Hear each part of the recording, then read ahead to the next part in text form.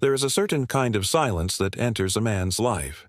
Not the peaceful kind, but the aching sort. The kind that grows in the space between what he thought he knew about love and what he is only beginning to understand. At some point, every man, whether bruised by heartbreak or disillusioned by modern life, asks himself, "Do I truly understand women? Or have I been caught in a story that was never mine to begin with?"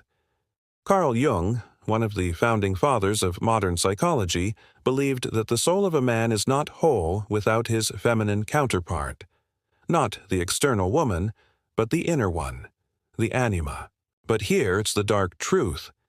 Jung also warned that unless a man comes to terms with the unconscious feminine within him, he will be ruled by her, seduced, confused, manipulated, not by women themselves, but by his own unintegrated projections of them. This is not a message of blame. It is not about pointing fingers at women or idealizing men.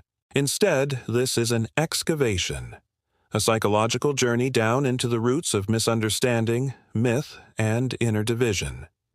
We live in a world that bombards us with polished images of what relationships should be, while leaving most people emotionally starved and psychologically fragmented. And the problem isn't new. Since ancient times, cultures have warned of the mystique and danger of the feminine.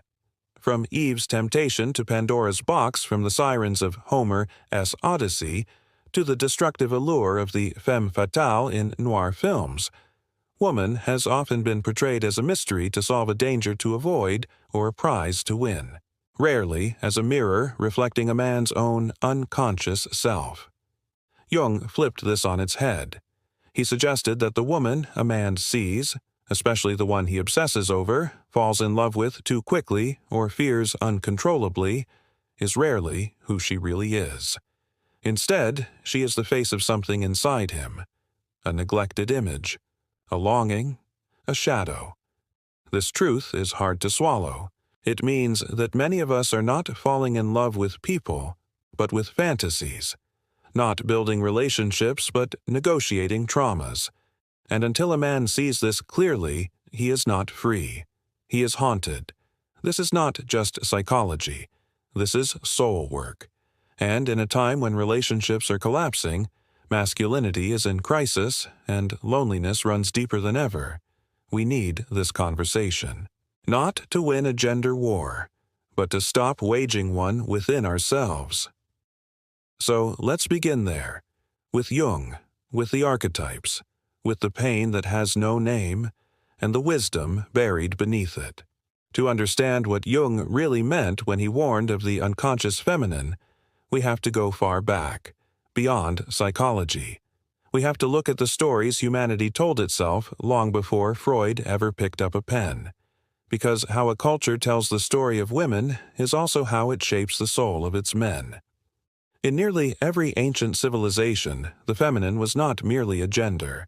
It was a force of nature, fertile and terrifying, seductive and sacred. The goddess did not simply give life, she also devoured it. In ancient Mesopotamia, Inanna descended into the underworld, stripped of her symbols, her power, her status, only to return transformed. In Hindu mythology, Kali dances with blood on her lips and a necklace of skulls, not because she is evil, but because she embodies raw, unfiltered power. To the ancient mind, the feminine was not good or bad. It was chaos and creation, order and wildness, mystery and mirror. But as empires rose, gods replaced goddesses. The divine feminine was slowly cast out. She became a background character, a temptation, a burden, a possession. Eve blamed for the fall. Helen blamed for the war. Delilah blamed for Samson's ruin. Each time, the feminine was stripped of her mystery and reduced to danger, seduction, or sin. By the time Jung began his work in the early 20th century, these myths were no longer just stories. They had become psychological architecture, internalized narratives shaping how men saw women and how women saw themselves. Jung's insight was radical not because it vilified women, but because it asked men to stop projecting their wounds onto them. He proposed that within every man lies an unconscious feminine image, the anima. This image is not based on real women, but on personal experiences, cultural conditioning, and suppressed emotional needs. If left unexamined, the anima becomes a tyrant, a siren in the mind. She turns a man's longing for love into obsession, his desire for connection into control. Jung did not invent this idea out of thin air. He borrowed it from centuries of symbolic language, alchemy, mythology, religious archetypes. In alchemical texts, the goal was to unite opposites, the sun and the moon, the king and the queen, the masculine and the feminine. Not in romance, but in the soul. Wholeness was the aim, integration, and that required facing the feminine within. In his Red Book, Jung describes being overwhelmed by visions of a dark, feminine figure, powerful, seductive, terrifying. She was not just an image. She was a mirror, showing him parts of himself he had long denied, his vulnerability, his fear, his longing for beauty, his capacity for destruction. Through her, Jung came face to face with his shadow, the parts of his psyche buried beneath logic and control. The problem, as he saw it, was that most men never make this journey. Instead, they fall for women who embody their unconscious ideals, then resent them when they fail to live up to the fantasy. A man raised to fear vulnerability may be drawn to women who seem soft, nurturing, emotionally open, not because he values them as they are, but because he is seeking the parts of himself he lost in childhood. If she embraces him, he feels alive. If she leaves, he feels betrayed, not by her, but by his own wound being reopened. This is not love. This is projection, a dangerous substitution of one's inner world for someone else's identity. And it explains why so many relationships feel like battlegrounds, fairy tales, or soap operas, never stable ground. When a man has not confronted his inner feminine, he turns women into screens onto which he casts his fears, hopes, and childhood wounds. This pattern is ancient. We see it in Greek mythology, where men are driven mad by nymphs and sirens. In medieval tales of courtly love, where knights idolize distant women, turning them into muses rather than partners. In Shakespeare's plays, where love often walks hand in hand with delusion. But here is what makes Jung's insight even more relevant today. The projections Haven T stopped. They have simply gone digital. Modern media is saturated with idealized images of women. From romantic comedies to influencer culture, men are still being programmed with impossible standards: purity and passion, independence and devotion, seductiveness and innocence, all in one package. These are not women. They are archetypes with a filter. And just as dangerously, men are being told that if they don't win a certain type of woman, they are failing. That their masculinity is measured by the kind of attention they receive. That they must earn validation from the external feminine rather than cultivate it within. It's a trap, and Jung saw it coming a century ago. Because here is the dark truth. If a man does not understand the feminine, he will either fear her or fetishize her. He will either control or chase, idealize or degrade. He will swing between worship and resentment, never finding peace. The solution, not to reject women, not to return to cold stoicism, but to do the hard inner work of meeting the anima as a guide, not a ghost. Historically, this is what initiation was meant to do. In many ancient cultures, boys did not become men through age alone. They had to undergo symbolic death. They were taken into the wilderness by elders, taught to face fear, silence, mystery. Often they encountered feminine symbols, masks, goddesses, dreams, that forced them to integrate their softer, wilder emotional nature. Only then were they brought back and called men. Today, we lack those rites. but the need has not vanished. Instead of ritual, we get confusion. Instead of wisdom, we get influencers. Instead of integration, we get division. And the result is clear. Men and women do not trust each other, not because they are enemies, but because they are strangers to themselves. So when Jung said that a man must confront the unconscious feminine within, he was not making a moral statement. He was offering a survival guide. Without that inner work, a man is not free. He is at the mercy of every face that reminds him of his mother, his first heartbreak, or his unmet emotional needs. This does not mean women are responsible for a man's projections, nor does it mean that men must reject relationships. It means that until a man looks within, he will never truly see the woman standing in front of him. And that is the ancient, aching truth at the heart of it all. What we fail to see in ourselves, we chase or fear in others. Carl Jung once said that until you make the unconscious conscious, it will direct your life, and you will call it fate. This is perhaps most true in the realm of relationships, where personal wounds wear the faces of lovers, and old stories play out like destiny. To understand the dark truth Jung revealed about the feminine, we must look not only to mythology or culture, but to the silent architecture of the psyche. Because what we don't face within becomes what we chase without. At the center of Jung's view of the feminine is the anima, the inner feminine figure in a man's unconscious mind. The anima is not one thing. She evolves. She appears first as mother, then as seductress, then as spiritual guide. But unless a man becomes conscious of her presence, she will possess him. She will speak through his desires. She will haunt his dreams. She will shape his relationships, not through who he chooses, but through why he chooses them. This idea is not about women themselves. It is about a man's relationship with his own emotions, creativity, vulnerability, and soul, the feminine inside him. Modern psychology echoes this in surprising ways. The language has changed, but the core insight remains. When a person disowns a part of themselves, it does not disappear. It becomes a shadow, and the shadow is not content to remain in the dark. Today we speak of attachment styles, childhood trauma, codependency, emotional repression.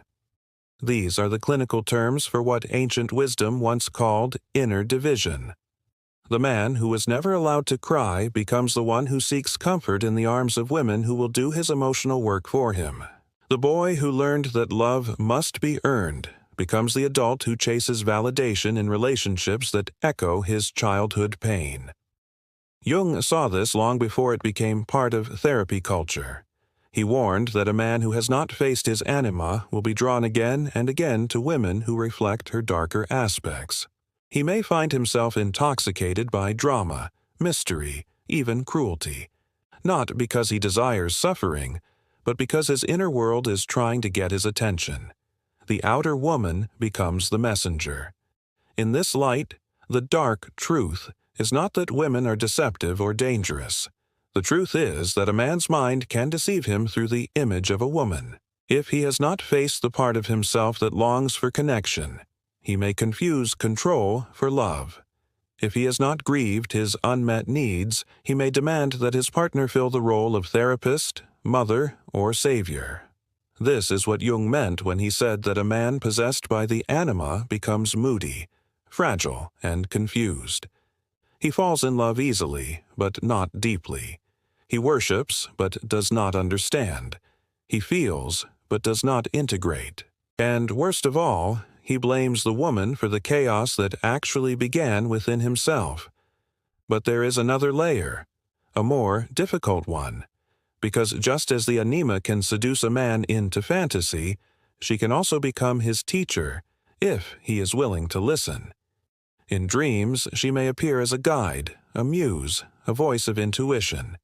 In waking life, she shows up in the women who challenge him to grow, not through comfort, but through confrontation. A man who has rejected his own sensitivity may fall in love with a woman who refuses to carry his emotional burden. And in that friction, he is offered a choice. to blame her, or to grow. Modern depth psychology supports this with the idea of projection. When we project, we assign our inner traits, positive or negative, onto other people. If you admire someone deeply, it may be because they carry a trait you have not yet accepted in yourself. If you hate someone irrationally, they may be reflecting your disowned shadow. In relationships, this becomes explosive. A man who has never embraced his own creativity may be drawn to artistic women, and then feel threatened by their independence. A man who is afraid of his own emotional depth may chase emotionally expressive women, then label them unstable. This cycle is as old as time. In the myth of Pygmalion, the sculptor falls in love with a statue he has carved, a woman of his own making.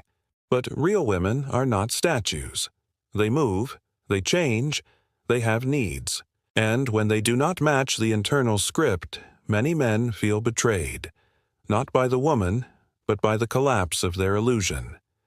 This is why Jung's work still matters today, because even with all our modern understanding of psychology, we are still haunted by archetypes: the inner mother, the temptress, the wild woman, the savior. These figures live in the psyche, and until a man recognizes them, he will not see clearly. He will date ghosts. He will marry wounds. He will abandon partners not because of who they are, but because they failed to fulfill the myth. This is not just psychological, it is spiritual. In Sufi mysticism, the feminine is often a symbol for the soul itself. She is not a lover to be possessed, but a beloved to be united with. The journey of the seeker is to recognize the beauty he longs for outside already lives within. This mirrors Jung's belief that the path to wholeness involves embracing the Anima, not controlling or escaping her. Even in Christian mysticism, figures like the Virgin Mary and Sophia, divine wisdom, represent aspects of the inner feminine. They are not sexual objects or temptations. They are symbolic mirrors, invitations to a higher form of consciousness. So how does this help us now? It helps because modern men are starved, not for sex, not even for affection, but for meaning, for guidance, for a language that explains why love feels so confusing, why women seem so powerful, and why their own inner lives feel like strangers to them. Jung gives us a map. He tells us that the journey to manhood is not a straight line. It is a spiral inward, that to truly love a woman, a man must first reclaim the lost parts of himself, his softness, his intuition, his creativity, his fear, because only then can he love without illusion. Only then can he see without projection. And this is the paradox.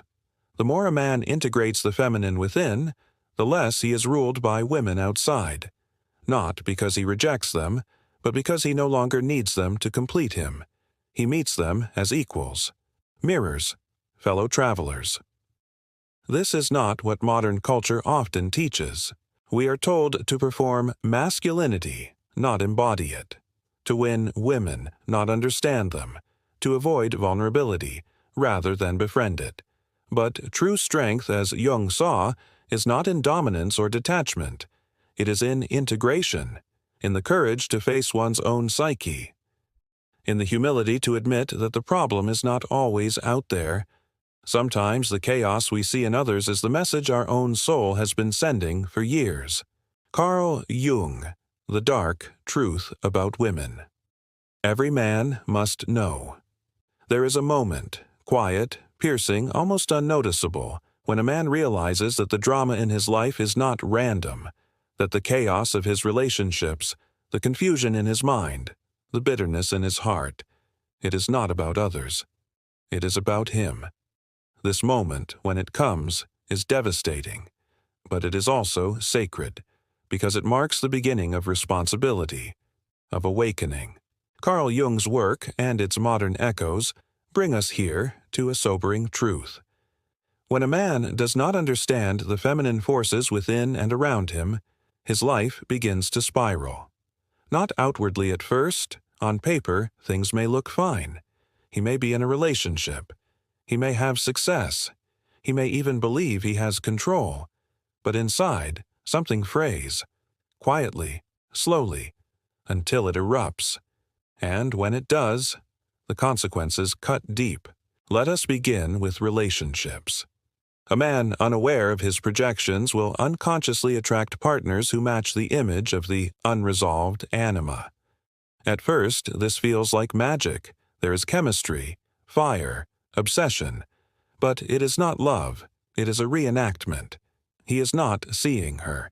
He is seeing the mother he never impressed, the lover who betrayed him, the muse who promised salvation.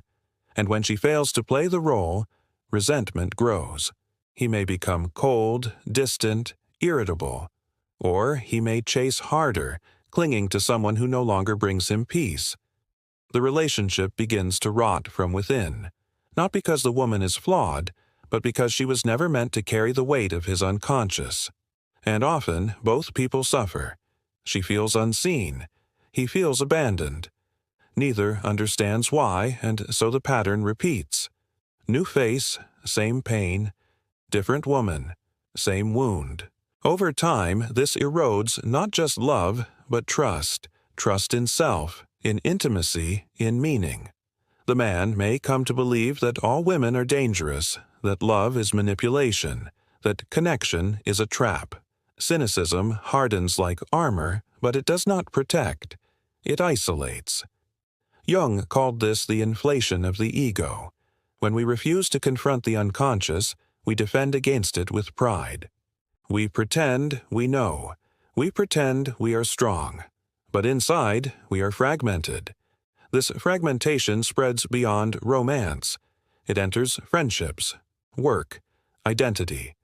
A man who has rejected his inner feminine often has difficulty with empathy, creativity, and emotional nuance.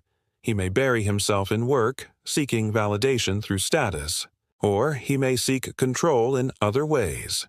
Rigid routines, constant stimulation, addiction to novelty. Anything to avoid stillness.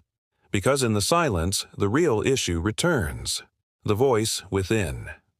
Modern psychology gives this experience many names: dissociation, emotional repression, trauma response, avoidant attachment. But the felt reality is simple. The man does not feel like himself. Or worse, he does not feel at all. He may describe his life as meaningless, even though it looks successful. He may feel chronically tired, even though he sleeps. He may long for intimacy, yet sabotage every opportunity for it.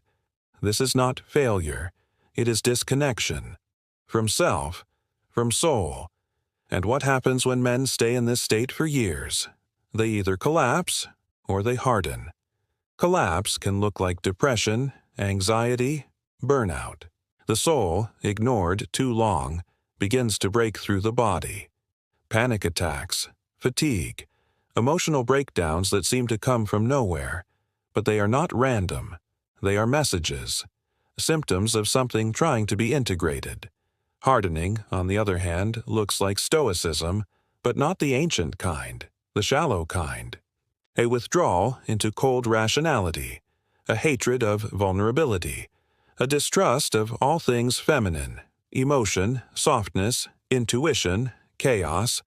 This leads to rigidity, intolerance, sometimes even violence. Jung warned that the man who rejects the feminine becomes tyrannized by it, not in the world, but in his psyche. He may begin to experience mood swings, compulsions, irrational fears. He projects these onto women, culture, politics. But they originate within. The Anima, denied her voice, becomes a saboteur. We see this in the lives of historical figures who were outwardly powerful but inwardly lost. Consider the great conquerors who had everything, yet died alone. Consider the brilliant minds who fell into despair, consumed by addictions, paranoia, or obsessive love. Their achievements were monumental, but their inner worlds were starved. They were men at war with their own souls. Even in myth, we are warned of this. In the Greek tale of Narcissus, a man falls in love with his own reflection. but cannot touch it. He dies staring into the water, unfulfilled. It is a metaphor not for vanity, but for projection, for mistaking an image for reality. Jung believed that healing comes through individuation, the process of becoming whole. This means facing the parts of ourselves we have disowned. For men, this often means meeting the inner feminine not as threat, but as teacher. And here the paradox returns. The more a man integrates the feminine within, the less he fears women in the world, because he no longer needs them to carry his wounds. He no longer needs them to behave a certain way to soothe his insecurities. He sees clearly. He loves without chains. But when he avoids this work, the opposite happens. He becomes reactive, triggered, confused by his own emotions.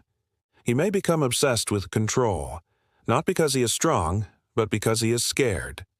This fear poisons leadership, fatherhood, creativity. It shrinks a man's world into something tight, rigid, and dry. He may make money, but feel empty. He may have power, but no peace. And the tragedy is not just personal, it is collective. A society full of unintegrated men becomes a society obsessed with dominance. Women become targets or trophies. Vulnerability becomes shameful. Depth becomes weakness. And generations repeat the same patterns. This is why the stakes are so high. Because when men do not understand their own inner life, they seek to control the outer world. And when that fails, they either collapse or they blame. But there is another way. Men throughout history have taken this journey. Not just monks or mystics, but warriors, kings, artists, fathers. Men who realized that true strength is not control, but integration. That peace is not the absence of conflict, but the reconciliation of opposites. Jung saw that within each man is a feminine presence, gentle, fierce, wise, unpredictable. She is not there to destroy his masculinity, but to refine it. She teaches balance. She breaks illusions. She asks uncomfortable questions. And when she is embraced, she becomes an ally. The cost of ignoring her is high, but the reward of meeting her is immeasurable. Not in pleasure, not in success, but in wholeness. There is a moment in every man's life, quiet, unannounced, when the world no longer satisfies. The pursuits that once gave him pride, achievement, conquest, validation, suddenly feel hollow. The laughter rings out, but something inside is silent. And he knows. He knows he has reached the edge, not of life, but of a story. The old myths begin to crumble. The persona he's worn like armor, provider, seducer, warrior, protector, starts to weigh heavy. Not because these roles are wrong, but because they are incomplete. This is what Jung called the turning inward. It is not a midlife crisis. It is a spiritual opportunity. A man begins to see that every woman he chased was a mirror. Every obsession was a symptom. Every failed relationship was not just about her, but about what he could not yet face in himself. He may feel anger at first, or grief, or numbness. But beneath that, if he's willing, comes something rare, curiosity, and that curiosity is the beginning of freedom. The lost feminine within. We often speak of the feminine as if it exists only outside of us, wrapped in another person, shaped by gender. But Jung insisted that the feminine lives inside every man. He called it the anima, but you could call it soul, depth, intuition, feeling, mystery, chaos, compassion. She is the dreamer in you, the part that longs and weeps and creates, the one who feels awe in the forest, the one who knows without needing to explain. If you have never met her, she will come in your relationships, disguised as a woman you cannot control or fully understand. She will come in your failures, where rational plans collapse. She will come in your loneliness, where the voice you most fear is your own. And when she does, you will be given a choice. You can run, as many men do, back to addiction or distraction or rage, or you can stay and listen and learn her language. The inner marriage. In ancient alchemy, there was a symbol called the conjunctio, the sacred union of opposites, sun and moon, masculine and feminine, king and queen. This was not about outer romance, it was about inner wholeness. The alchemists believed that gold could only be created when the masculine and feminine elements within a person were united. Not blended, but honored, each in their essence, each with their strength. Jung saw this not just as metaphor, but as psychological necessity. A man who represses the feminine becomes brittle. He over-relies on logic, power, and control. He sees vulnerability as weakness. He projects his longing onto women, then resents them for not completing him. But a man who integrates the feminine becomes fluid, adaptable, creative. He can lead without domination. He can feel without drowning. He can hold space for others and for himself. This is the inner marriage, and for many men, it is the final trial, because it requires surrender, not submission, but surrender of ego, of performance, of the idea that power means having all the answers. The myth of Narcissus, a warning for our time. There's a myth we often forget, one that speaks directly to this modern crisis. Narcissus, the beautiful youth who rejected love, only to fall in love with his own reflection. He stared so long into the water, mesmerized by his own image, that he died, never knowing real connection. But the myth is misunderstood. Narcissus did not die from vanity. He died from disconnection. He could not distinguish the reflection from the real. He fell in love with projection, and it consumed him. Is that not our world today? We swipe on faces, not people. We date fantasies, not souls. We judge women by archetypes we barely understand: mother, whore, muse, enemy, and all the while the deeper feminine waits within us unmet. To escape this fate, we must do what Narcissus could not. We must look beyond the image, into the water, into the self. We must let go of the illusion that someone else will complete us. We must meet our own soul. Shadow work. Facing the feminine in the dark. None of this is easy. The feminine, especially for a man raised in masculine imbalance, can be terrifying. She comes in dreams, wrapped in symbols you do not understand.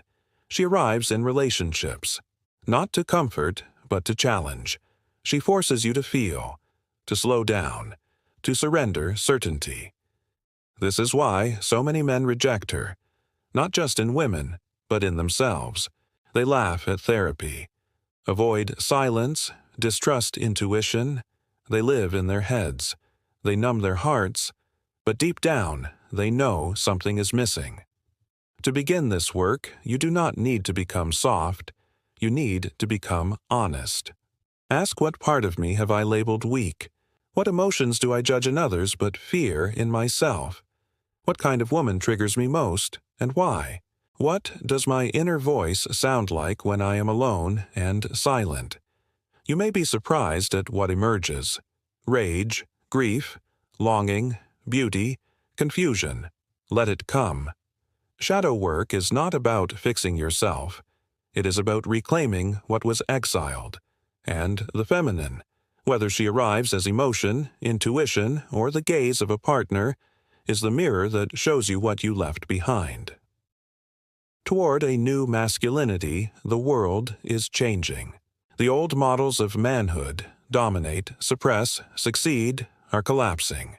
But in their place, a new path is opening, one rooted in depth, emotional truth, sacred presence.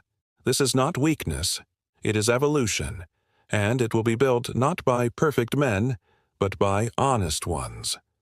Men willing to sit in silence and listen, to their dreams, to their bodies, to the stories they carry.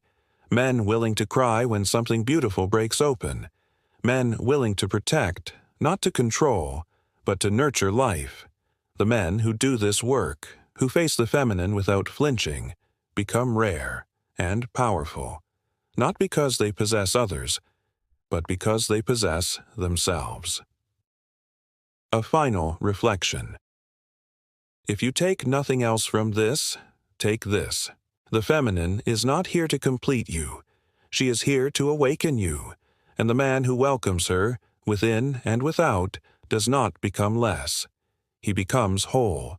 So the next time you are triggered in love, the next time you are overwhelmed by emotion, the next time you feel the roll or run, pause. Ask not what is wrong with her. Ask what is rising within you. That question alone can change your life, because it opens the door not just to better relationships, but to the greatest relationship of all, the one between you and your soul. Carl Jung, The Dark Truth About Women. Every man must know. So, what does a man do with all this? How does he stop projecting old wounds onto women? How does he step out of fantasy and into reality?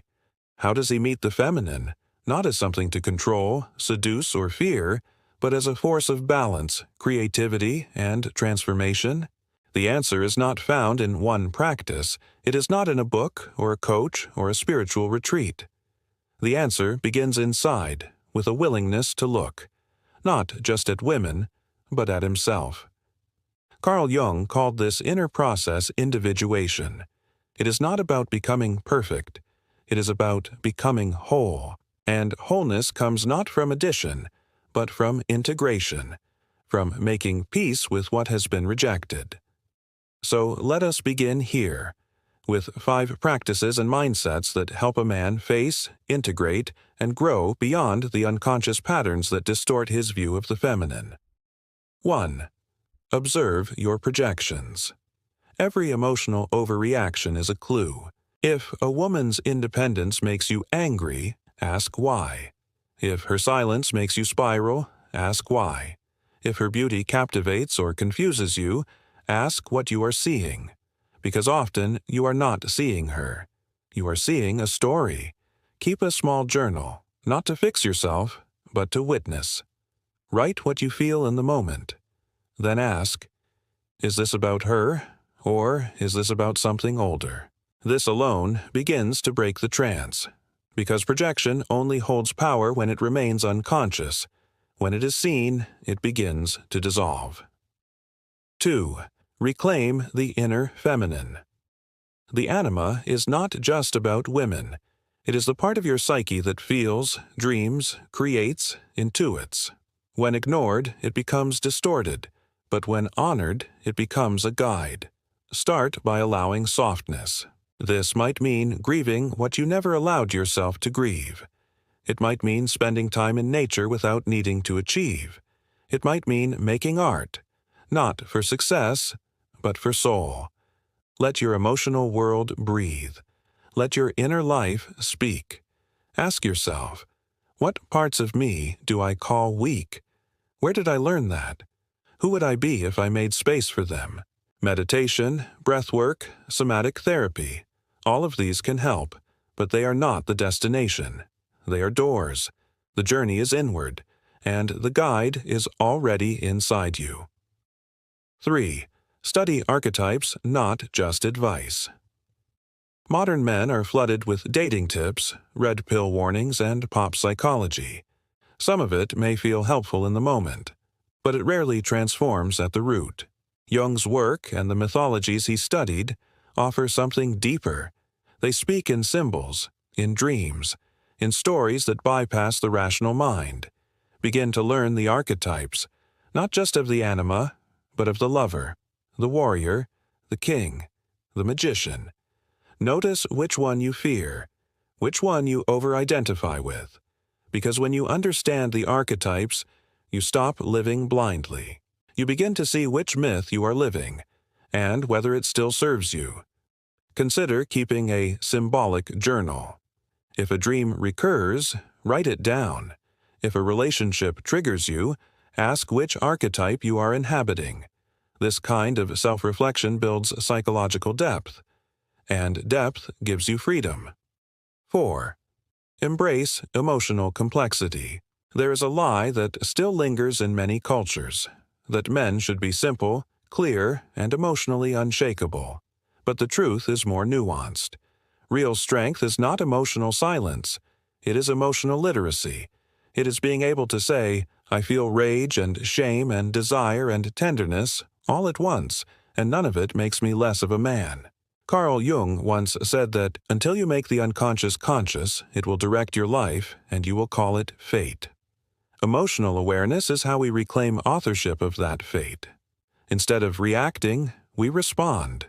Instead of controlling, we contain. A man who contains his emotions is not cold. He is present. He does not collapse into every feeling, nor does he run from them. He listens, he integrates, he chooses how to act.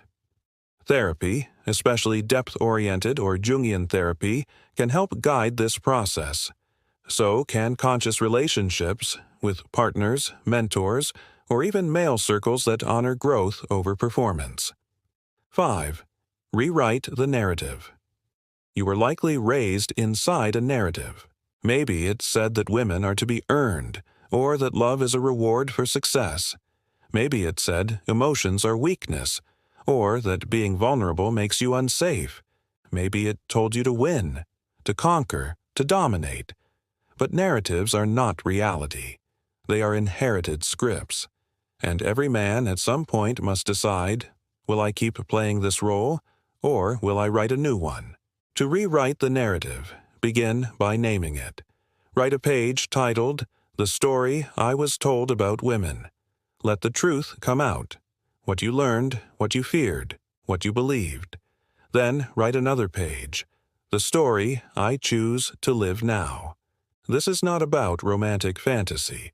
It is about conscious masculinity. It is about choosing truth over trauma, presence over performance. And it is a process, day by day, conversation by conversation, moment by moment. This is what it means to become a man, not just biologically but spiritually, not to conquer the feminine, but to meet it, within and without. The integration is the revolution. You do not need to be perfect to begin. You do not need to fix everything overnight. What matters is the direction, toward honesty, toward depth, toward wholeness. Jung knew that the greatest danger to humanity was not technology or war. It was the unconscious. And the greatest hope was not in systems or saviors. It was in the individual willing to look inward. You are that individual. Your work is not just personal. It is ancestral. You break patterns by living awake. You heal generations by meeting yourself. The feminine is not here to be feared or idolized. She is here to reflect your wholeness. And when you embrace her, not only do your relationships change, your very being changes. You move through the world with integrity, clarity, depth.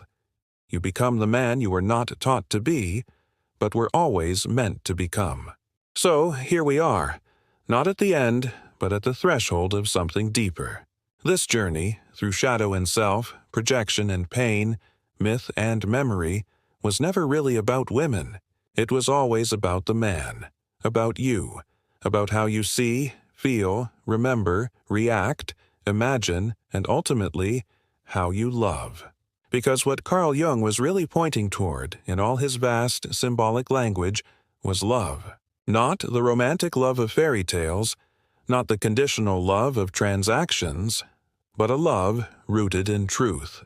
The kind of love that can only be offered by someone who has made peace with their own contradictions. The dark truth is that many men never get there. They live and die inside inherited patterns. They chase women they do not understand. They run from feelings they never learned to name. They stay boys in grown-up bodies, forever seeking, forever blaming. And no one taught them different.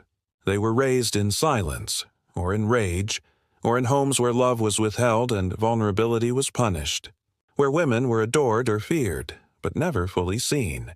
So the first step is not blame, it is compassion. Compassion for the boy inside who never had a guide. Compassion for the women in your life who carry their own wounds. And then responsibility. Because once you see the pattern, it is yours to break. Not with grand gestures, but in small sacred moments. When you choose to listen instead of react. When you let yourself grieve without shame. When you tell the truth, even when it trembles. When you hold space for both your strength and your tenderness. This is the quiet revolution Jung believed in, the alchemy of the soul, the making of a whole man. And as you walk that path, something shifts. You stop chasing approval. You stop needing to dominate or submit. You stop fearing women or idealizing them. You begin to see clearly. You begin to love cleanly. You begin to live from the center, not swayed by fantasy, not paralyzed by fear. And from this place, everything changes. Your relationships deepen, not because you found the right woman, but because you became the right man. Your work gains meaning, not because it validates you, but because it expresses you. Your presence grows, not because you're louder, but because you are more whole. This is not a promise of perfection. It is an invitation to presence. The feminine, as Jung knew, is not something to be solved. She is not a puzzle or a problem. She is the mirror through which a man meets himself. Sometimes painful, always profound. So what do you do now? You go inward. You stay curious. You tell the truth, even when it's messy. You meet the women in your life not with fear, but with clarity. Not with projection, but with presence. And most of all, you meet yourself, fully, honestly, over and over again. Because the man who knows himself cannot be manipulated by fantasy. He is not seduced by chaos, nor terrified by emotion. He knows that power is not control, it is awareness. And awareness is love in action. So walk with your eyes open, stay awake to the patterns. Honor the feminine within and without. And remember, this path is not linear. You will forget, fall, repeat. But each time, you rise a little more whole. This is the great task of our time. Not to conquer the world, but to integrate the soul. To become not just a man of strength, but a man of depth, a man of presence, a man who, in knowing the dark truth, chooses the light anyway. If you've made it this far, pause for a moment. Breathe. Because what you just walked through is not just a video. It's an initiation, not the kind with fireworks or fanfare, but the quiet kind, the kind that lives in questions, in reflection, in the feeling that something real has been stirred inside you. And if it has, you're not alone. This space exists for people like you, for those who are tired of the noise, the surface-level answers, the endless performance, for those who want depth, truth, growth, not perfection, but presence, not masks, but meaning. Here we explore the hidden layers of power, emotion, history, and identity. We talk about things most people don't. The silent patterns, the ancestral wounds, the quiet revolutions that begin within. Because becoming whole isn't about escaping the world. It's about seeing it clearly. It's about reclaiming your mind, your heart, your purpose, and doing it not through force but through understanding. So if this resonated with you, subscribe. Not for content you'll forget in 5 minutes, but for something you can return to. Reflect with, grow through, because we don't chase virality here, we chase truth. We don't pretend to have all the answers, but we ask the right questions. Together. You're not just a passive viewer, you are part of this journey. Every video we make is an offering to your growth, your insight, your awakening. So stay with us. We'll keep exploring the real stuff. Carl Jung, ancient wisdom, modern psychology, emotional intelligence, conscious masculinity, the feminine within, and everything in between. Because in a world obsessed with speed and success, choosing depth is a radical act. And if you're here, you've already begun. Welcome to the journey. We're just getting started.